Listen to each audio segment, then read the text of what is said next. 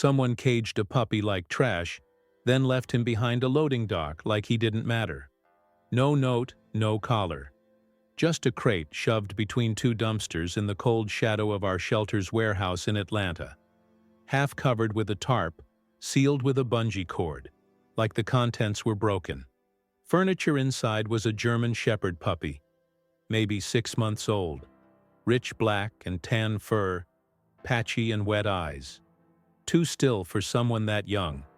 He didn't bark, didn't whine, didn't even lift his head when I peeled the cord off and opened the door. He just sat there like freedom was a trick he'd fallen for before I crouched beside the crate, keeping my body low and my voice lower. "It's okay now," I whispered. Not knowing if I believed it myself, the pup didn't move. Not away, not toward me, just kept those hollow eyes fixed on the concrete. Like if he didn't engage, he couldn't be heard again. He was soaked underneath whatever had been in the crate. To start with a blanket. Maybe cardboard was gone or dissolved. The floor was cold, slick. He was shaking but not visibly. You had to watch his shoulder muscles the way his front leg trembled every few seconds like a short-circuited wire. I looked around, no cameras, no witnesses, just a loading dock, a pile of broken pallets and a dog that someone decided wasn't worth the effort. That's what I couldn't stop thinking. They meant for him to be found, but they didn't care. How they didn't care when the bungee cord was looped tight enough that if he'd struggled it would have held, but not tight enough to keep the cold out. Or the fear I reached in slow and flat-palmed his ears didn't twitch.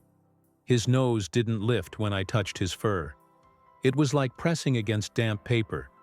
He didn't flinch, but not because he trusted me, because he'd given up reacting. "Come on," I said softly. "Let's get you warm."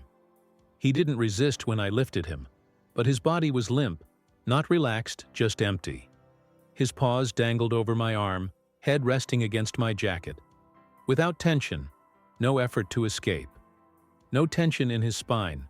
Only once, when I turned toward the shelter's door, did I feel the tiniest movement.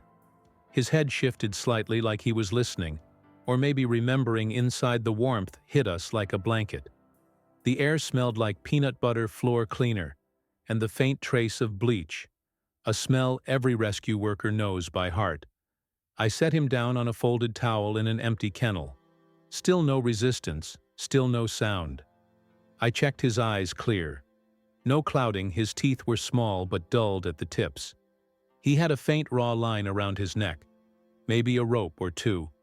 Tight collar that had been removed recently, but no microchip.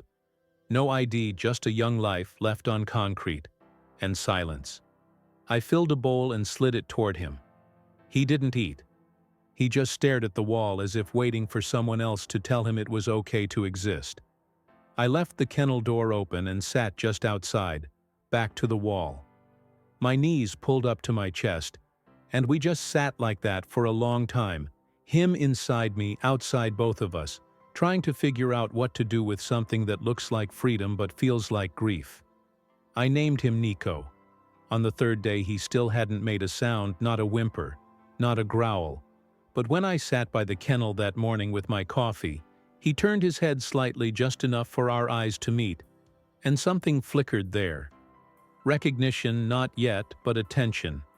A threat of something, and it felt wrong that a soul so present didn't have a name to be called by Nico. I said quietly, like a question. His ears twitched almost imperceptibly. That was enough. By then he was eating barely. Only if I walked away. If I sat too close or lingered in the room, he'd retreat into the far corner of the kennel and just stare.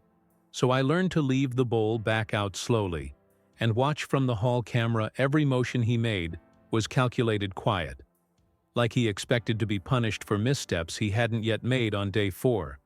I left the door to the kennel open longer than usual, just propped it slightly enough that he could push through if he wanted. I sat in the far corner of the room pretending to read intake reports on my tablet, trying not to look directly at him. I heard the tiniest shuffle, the soft pad of cautious paws on tile. Then nothing. I turned my head slow. He'd stepped out not far, just a few feet from the kennel's threshold, But he stood there, back-curved head, low tail, motionless. His eyes scanned the room like he was in enemy territory. "You're okay," I said, barely above a whisper. He didn't look at me, just turned back and re-entered the kennel. But the next day he stepped out again and stayed a few minutes longer. Sniffed the baseboard, touched the leg of the metal supply cart.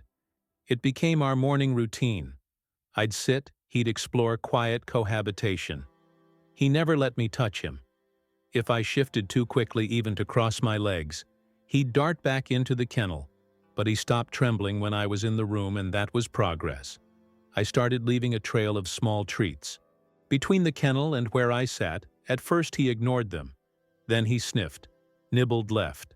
The last one. Then one morning I woke to see him sitting just outside the kennel.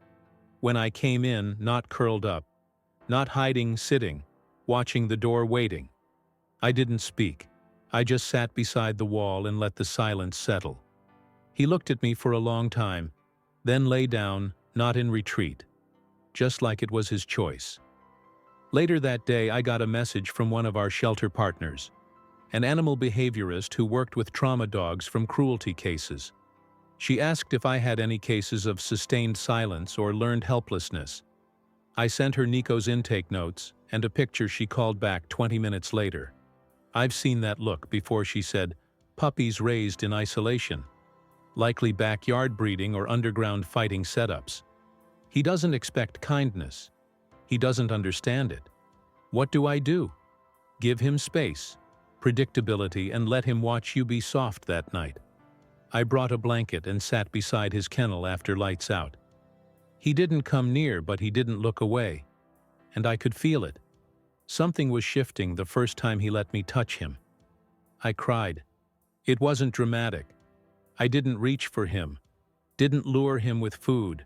I was sitting cross-legged on the floor of the visitation room, logging med records on my tablet, when I felt something brush against my leg.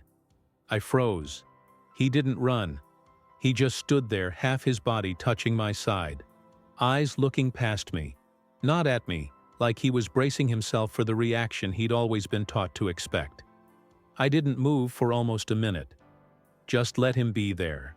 Let him choose. Then, slowly, I shifted my hand not toward him but down to the floor. Palm up, I waited. He sniffed once, then laid his head on my hand. No weight.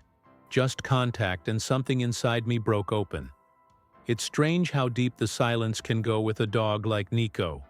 There's no barking, no whining, no sound to warn you where he is or what he wants. You have to feel it. Sense the small changes, the way his body holds tension, or doesn't, the way his ears track noise before his eyes move. In those first weeks, he learned nothing in the traditional sense, sit, stay, leash. None of that mattered yet. The goal wasn't obedience. It was trust, and trust isn't taught.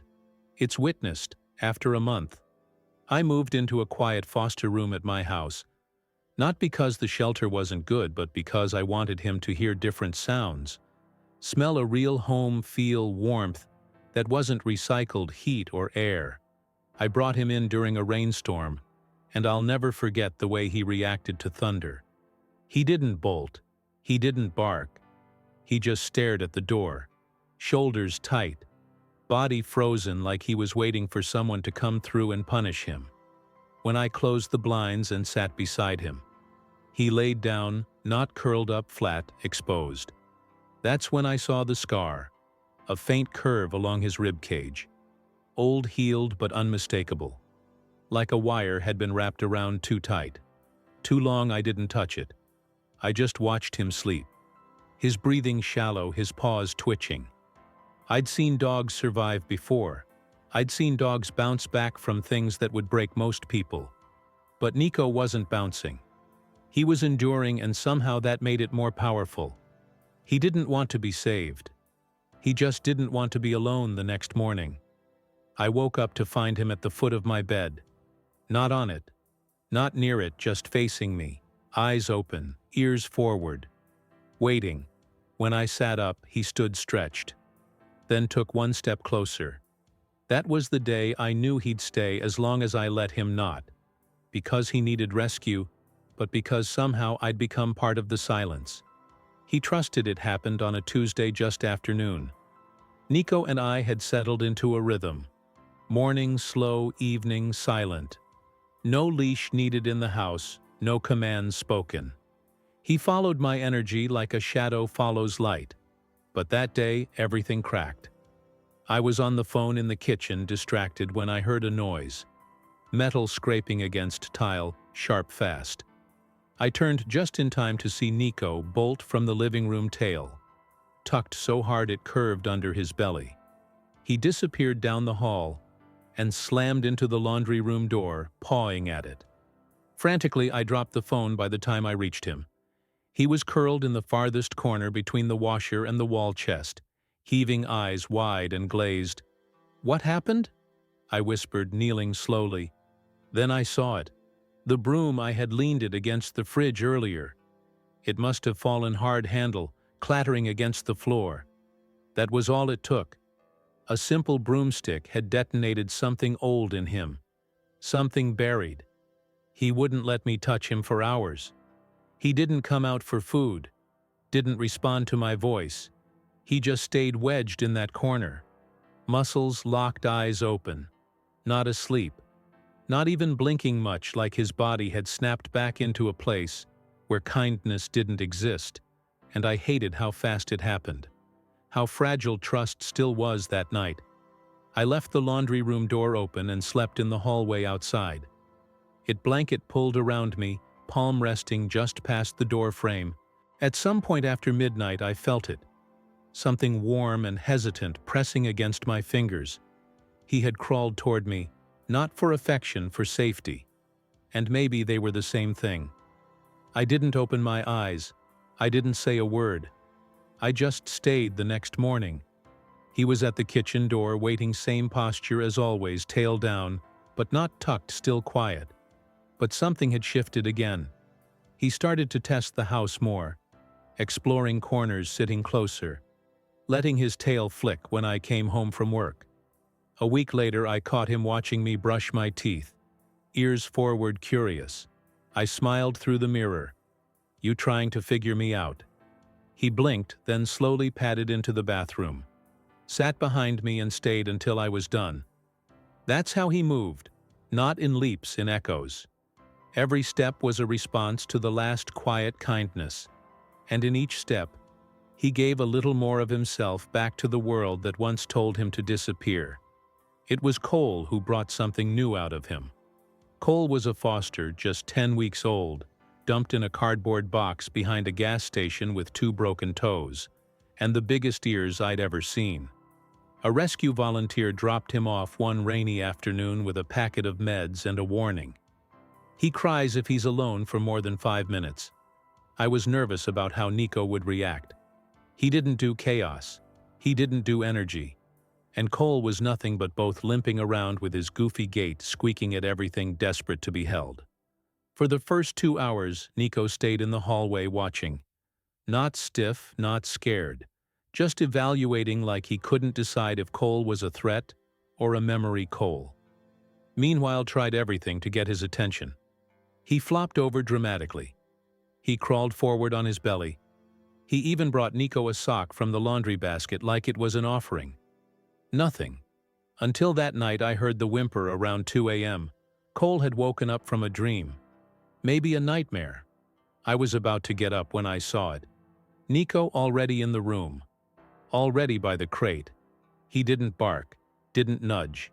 He just laid down beside it. Within seconds the whimpering stopped in the morning.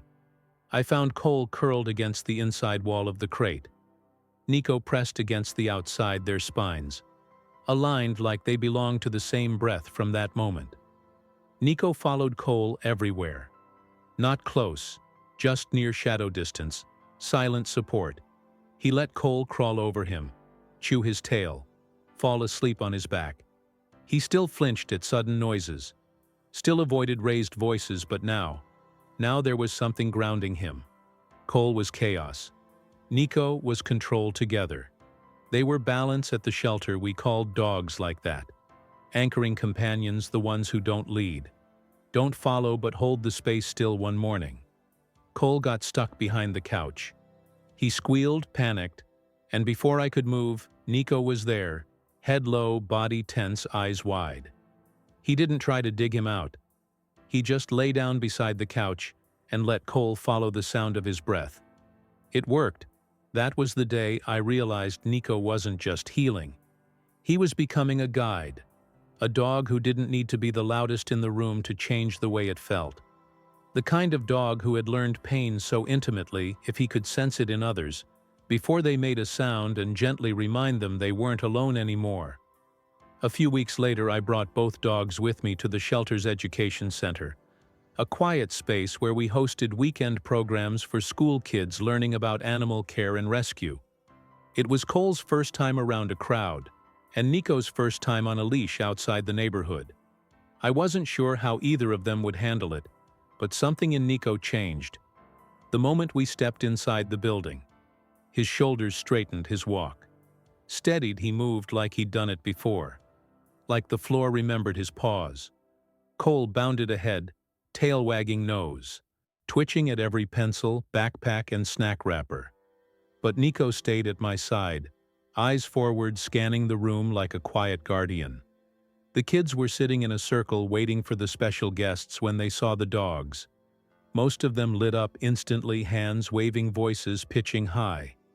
I held up a hand, gesturing for quiet. "Let's give them a little space," I said. "These two are still learning what safe feels like." Nico didn't flinch, even when one of the boys accidentally dropped his water bottle and it clattered across the floor. He only blinked. No recoil. No panic. I watched him take in the sound, the movement, the flutter of so many eyes, and remained still. One little girl, maybe 7, sat at the edge of the circle with her legs pulled tight against her chest. She hadn't said a word since we arrived. Cole trotted over to her, sniffed her shoe, then rolled onto his back like a comic actor. She giggled once, then covered her mouth. That's when Nico moved. He walked slowly, carefully, and sat down 2 feet from her. He didn't look at her, just faced the same direction. Ears, relaxed posture, low and calm. After a minute, the girl reached out and touched the edge of his fur. Then she leaned closer. Then she whispered something I couldn't hear. And Nico. He didn't react. He didn't need to. He just stayed there like he knew his job wasn't to do anything. It was to be something steady, safe, present that night as we walked home in the dark, Cole trotting ahead like a wind-up toy. Nico stayed beside me. No leash tension, no hesitation. Just step for step, shadow to heartbeat. I looked down at him and said softly, "You're more than I ever hoped for." He didn't look up. He didn't need to. He already knew. The letter came in a plain white envelope, no return address. It was slid through the shelter's front mail slot after hours. No postage, just left there by hand. I almost tossed it in the admin bin without reading, assuming it was another misplaced donation form or generic flyer. But then I saw my name on the front, misspelled, barely legible. Only people from the past spell your name wrong. With that kind of confidence, I opened it at my desk with one hand while spooning peanut butter into treat toys with the other. One sentence written in shaky block letters. "The black shepherd you took, he was mine. I want him back." No name, no number. Nothing else. My stomach went cold. It had been months since I found Nico behind that loading dock. Since then, no one had come forward. No chip. No vet records. Just a ghost of a past life we'd been quietly trying to bury. Now it felt like someone had dug it up. I reread the note twice. Nico was asleep beside my desk. Cole curled against his ribs. The sound of their breathing filled the space, safe, familiar. I folded the note and slid it into my back pocket like it might burn a hole through the desk. I didn't tell the other volunteers right away. Instead, I went home, locked every door, and checked the backyard cameras I'd never thought I'd need to use. Nothing the next day. I took Nico to the vet for a check-in, casually asking if anyone had been snooping around the shelter or inquiring about intake records. No one had. Still, I couldn't shake it. Who writes a message like that and disappears? I talked to our shelter director legally. Nico was protected. Abandonment cases came with clear statutes. Whoever had him before had no rights, especially if there were signs of neglect or cruelty. But I still slept with one eye open for a week. Nico didn't seem to notice, or maybe he did, but he didn't show it. He stayed close as always, trailing me from room to room like a satellite at night. He curled against the bedroom wall like he was keeping guard. Then one morning something changed. We went out for a walk, and as we turned the corner near the park, Nico stopped, cold hackles, low body tense. I followed his gaze. A man mid-40s standing near the edge of the lot, hoodie pulled low, hands in pockets, watching. Not moving, just watching. I gripped the leash tighter. The man didn't approach, just turned and walked away. I didn't chase, didn't call out. But Nico, he watched him until he was gone. Then looked up at me as if to say, "Did you see that too?" I nodded once we walked home in silence that night. I ordered a new ID tag. It arrived 3 days later, engraved in small, clean letters. Nico family forever. And when I clipped it to his collar, like he sat still, like he'd been waiting his whole life to hear those words said out loud. The next time I saw the man, it wasn't from across a park. It was through my kitchen window. It was just after 9 p.m., and I'd gone to rinse out Cole's food bowl. Nico was lying by the back door, alert, but relaxed, his tail flicking once every few seconds like a ticking clock. I remember setting the faucet to warm and glancing up, half-focused, until I saw the shape of a figure near the fence just outside the motion light's reach, still watching. I froze. My fingers went numb under the water. Nico stood, no bark, no growl, just a shift in his stance, body. Tall, head forward, a quiet warning. I stepped away from the sink and grabbed my phone. But by the time I returned to the window, the man was gone. I checked the cameras. Grainy, low light, but the silhouette matched. Same build, same walk, same stillness. He hadn't tried to get in, but he wanted to be seen. Wanted me to know he knew where we were that night. I didn't sleep. I sat on the couch, a blanket around my shoulders. The lights off. Nico stayed at my feet the entire time. Calm, watchful. Cole snored in his crate, oblivious, but Nico never closed his eyes the next morning. I filed a police report. They took it seriously, at least on paper, but with no clear threat. No words. No crime. All they could offer was a patrol drive-by and a keep your cameras on. So I did more than that. I reinforced the back fence, I upgraded the camera system, and I called the shelter director to officially update Nico's file with a note: potential prior owner has made unsolicited contact. Animal is safe, but alert status advised. I wasn't going to let fear win, but that didn't mean I stopped feeling it. Nico, though, he was different. He didn't act nervous. He didn't withdraw. He leaned in. He began sleeping in the hallway between my bedroom and the front door. He followed closer on walks, and when Cole tripped over his own ears and yelped. One day, Nico was there before I could stand. Body angled in front, head low, eyes scanning, protector. I hadn't taught him that. No one had. It was instinct, it was love. And then one afternoon at the shelter it happened. A new intake came in. Another young shepherd, emaciated, skittish ears, half torn from God knows what. We named him Luca. The moment Nico saw him, he stiffened. His ears shot forward and he walked. No, marched across the room and sat outside. Luca's crate didn't move, didn't blink, just stayed. Hours passed. Nico didn't budge by sunset. Luca had stopped shaking by nightfall. He was asleep, his head against the crate bars, pressed gently toward Nico. And I realized something. Then Nico didn't just survive cruelty. He transformed it. He became the thing no one had ever been for him. A presence that stayed, that didn't raise its voice, that didn't reach too fast, that simply remained. And somehow, just by that, he gave other dogs permission to believe in peace. Again, 2 nights later. It escalated. I came home from the shelter. Late rain was spitting sideways. the wind sharp enough to rattle the windows. Cole greeted me at the door, tail wagging, carrying one of Nico's toys in his mouth like a prize. But Nico wasn't there. I called once. No sound twice, still nothing. Then I saw it, the back door was ajar only an inch. But I know with certainty I had locked it. I dropped everything and ran outside barefoot, calling his name into the wind. Cold water soaked through my jeans. In seconds I scanned the yard, heart-racing flashlight beams slicing through sheets of rain. That's when I saw them, 2 sets of prints in the mud. One human, one canine. They stopped at the gate. My chest caved inward for a moment, I couldn't breathe. Then I heard it low and sharp. A bark. One bark, from the alley behind the house. I jumped the gate, and there he was.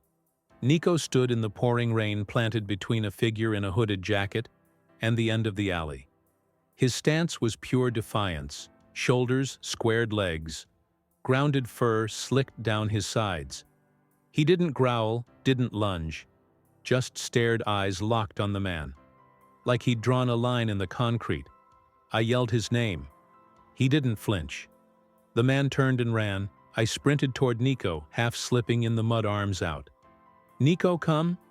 He hesitated just for a second, then trotted to me, tail low but steady, and pressed his body against my legs like armor. Finally letting down, I collapsed to my knees, wrapped my arms around him and let the rain wash over both of us. That night we filed another report.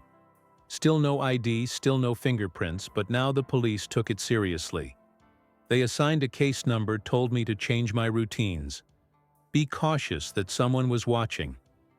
I looked at Nico, sleeping near the front door later, fur still damp from the towel. He wasn't anxious, this wasn't shaken. He was ready, like some part of him had been waiting for that moment. Not to fight, to protect, to choose this time. He didn't freeze this time. He stood his ground, and the next morning I ordered something. I didn't think I ever would, a working vest. It didn't say service dog. It didn't say in training, it said exactly what he was. Emotional support. Stay close, because he wasn't just mine anymore. He was a message, a force, a dog who'd lived through silence, chosen love, and now stood for it. The shelter asked if Nico could help with the new trauma group. It was a pilot program, young survivors, both human and canine, coming together for shared rehabilitation. The kids were between 8 and 13. Some had been through house fires, some through abuse. Some had just lost everything too fast to process it. The dogs were carefully chosen, calm, patient, emotionally responsive dogs, who didn't demand attention but gave it freely when earned. I hesitated at first. Nico wasn't a trick dog. He didn't do commands on cue. He didn't wag for cameras. But that was exactly why they wanted him. He didn't force healing, he modeled it. The first session was quiet. 10 kids in a wide circle, each paired with a handler and a dog. Most of the pups wandered tails, wagging noses in snack bags or laps. Nico stayed back, observing, watching like he always did. Then a boy named Eli came in late, 10 years old, shoulders hunched, hoodie up, eyes down. He didn't sit with the group, just found a corner near the window and folded in on himself. Everyone else kept talking, but Nico moved, not fast.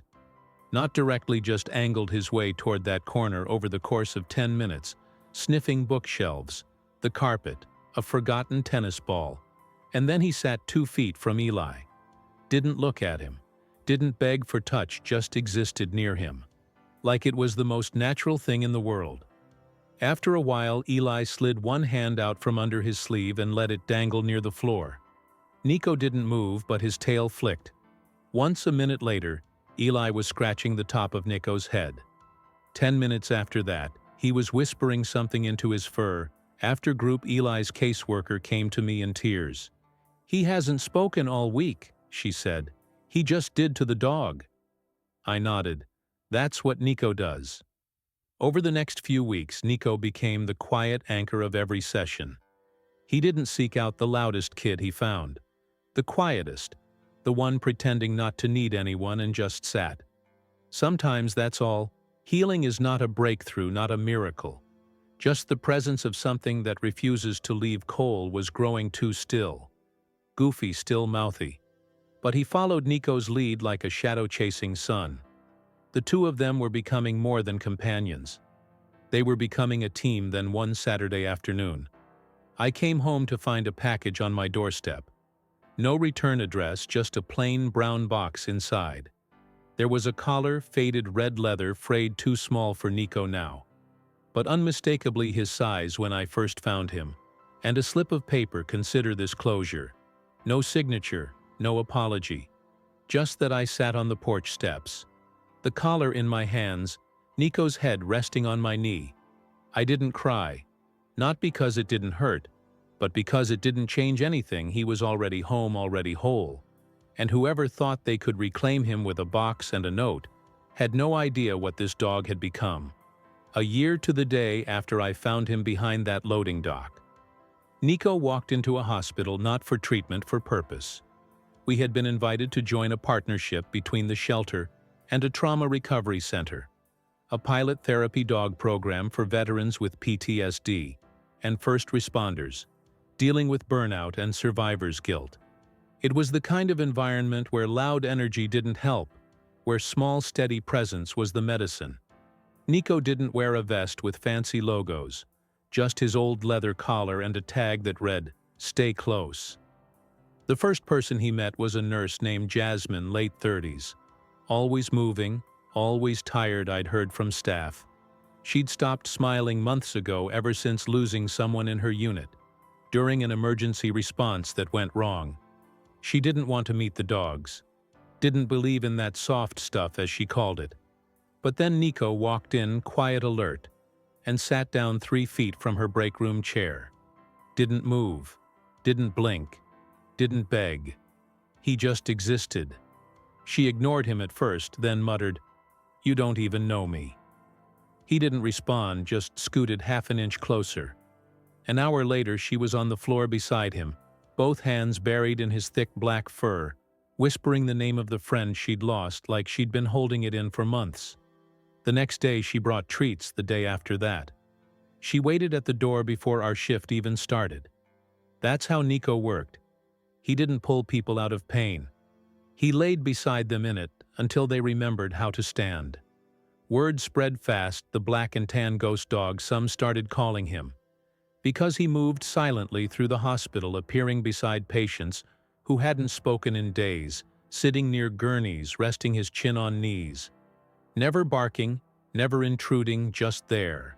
And the impact, it was measurable.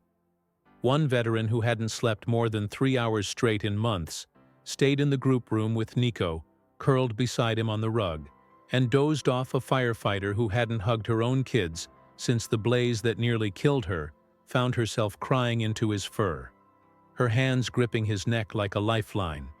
And through it all, Nico never needed to be the center. He never needed a spotlight. He just needed a quiet room, a hurting heart, and time. Because that's the thing about dogs. Like him, they don't come to fix you. They come to remind you that you were never broken to begin with, just scared, just alone until someone stayed. Some dogs are meant to chase balls or learn tricks. Some are meant to guard doors, pull sleds, herd cattle. But a few, a very few, are born to do something quieter, something deeper. They don't run, they wait. They don't bark, they listen. Nico was one of those dogs. He didn't come into my life wagging or leaping or licking my face. He came in like silence. He came in like breath. And I didn't rescue him. He rescued me. He reminded me that trauma isn't always loud. That pain doesn't always scream. Sometimes it just sits very still inside someone for a long, long time, waiting to be noticed, waiting to be believed. And the ones who've known that pain, they can see it in others. That's what Nico did over time. He helped dozens of dogs. Like him, helped dozens of children, veterans, nurses, survivors. And not by doing anything loud or flashy. He helped by staying, by showing up and not leaving. By teaching us that love isn't always about excitement or big moments. It's about presence. It's about being the steady beat in someone's storm. He still sleeps beside the door, still watches the windows, still lays beside every new foster who walks into our home like he's been waiting for them his whole life. And maybe he has. Maybe dogs like Nico don't just get found. Maybe they find us when we need them most, when we've stopped believing in soft things, when we've forgotten what it means to be safe. This little guy's journey from abandonment to rehabilitation shows how important nonprofit rescue groups really are. Caring for a rescued puppy is more than love. It's responsibility. It's pet care. If Nico's story moved you, please share it, because there are others out there just like him, still waiting in silence. Join our Furry Paws family. Be their voice. Be their hope.